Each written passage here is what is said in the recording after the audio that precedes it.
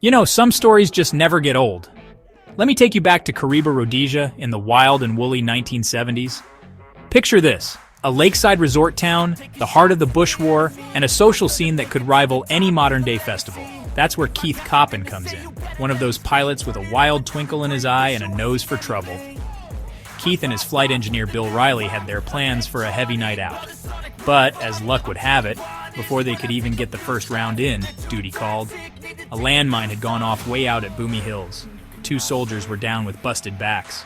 With barely a grumble, well, maybe a few, Keith and Bill scrambled to their Alouette chopper, engines roaring into the night. Now, flying at night in those days was a whole different game, especially over Lake Kariba. The SOP was to hug the shoreline, but Keith had a party to get back to. So after picking up the injured troopers, he just couldn't resist a shortcut, slicing right across the dark lake, hoping to shave off a precious few minutes. Here's the kicker. Those Alouettes had just had their freewheel units tweaked. They were supposed to be topped up with oil, but Murphy's Law, no one had. Right over the deepest croc-infested stretch, there's this almighty bang.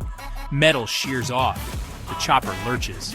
Suddenly, Keith's not thinking about drinks anymore. He's fighting to keep them all alive.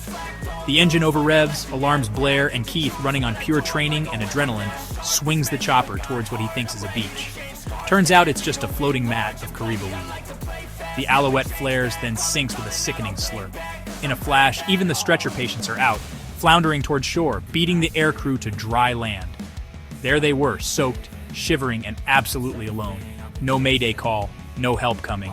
Just the Crocs, a cold African night, and a tree to climb for safety. Survival instincts kicked in. They spent the night freezing, waiting for dawn. First light brought the rescue chopper. Relief! And the adventure wasn't over. The Air Force hacked the path through bush. SAS divers floated the chopper back up with drums, and a crane hoisted her out.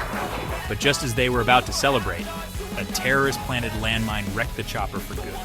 Cat 1 to Cat 5 in one unlucky boom. Keith got a commendation for that wild, gutsy flying.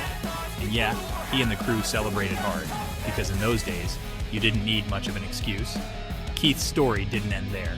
His daughter Tammy picked up the torch, flying out of Mon and keeping the family legend alive. The same Alouette that went swimming at Kariba, she got restored and took to the skies again. So next time you hear a wild pilot story, remember, sometimes truth really is stranger and far braver than fiction.